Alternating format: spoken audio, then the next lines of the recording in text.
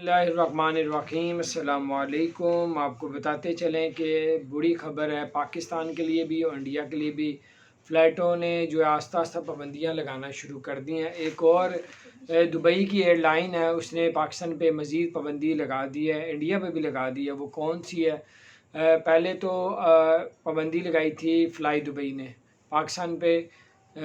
30 जून तक उसको पाबंदी लगा दी थी। हालांकि 15 जून के बाद फ़्लाइटें ओपन होनी थी। पाकिस्तान में जो कोरोना की तादाद है वो तेज़ी से नीचे आते हुए इस वक्त 3.5% है, और जब पाबंदी लगी थी जब 20% थी, तो अब फ़्लाइटें ओपन हो जानी चाहिए। इंडिया पे पाबंदी लगा दी 6 जुलाई तक और पाकिस्तान पे लगा दी 30 जून तक, लेकिन फ़्लाई दुबई ने।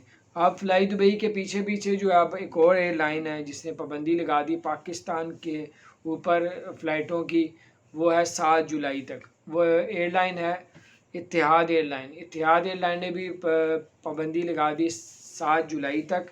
और एमिरेट्स एयरलाइन ने अभी ऐलान नहीं किया, हालांकि एमिरेट्स एयरलाइन जो है वो दुबई की जो है गवर्नमेंट की एयरलाइन है, ऑफिशियली एयरलाइन है दुबई की, तो उन्होंने अभी तक ऐलान नहीं किया। उसने तो ये बुकिंग भी शुरू कर दी थी पाकिस्तान के लिए और बहुत से लोगों ने इसकी बुकिंग भी की। और असूलन जो है 15 जून के बाद एमिरेट्स एयरलाइन पाकिस्तान में चलनी चाहिए, लेकिन अभी कोई असरात नज़र नहीं आ रहे।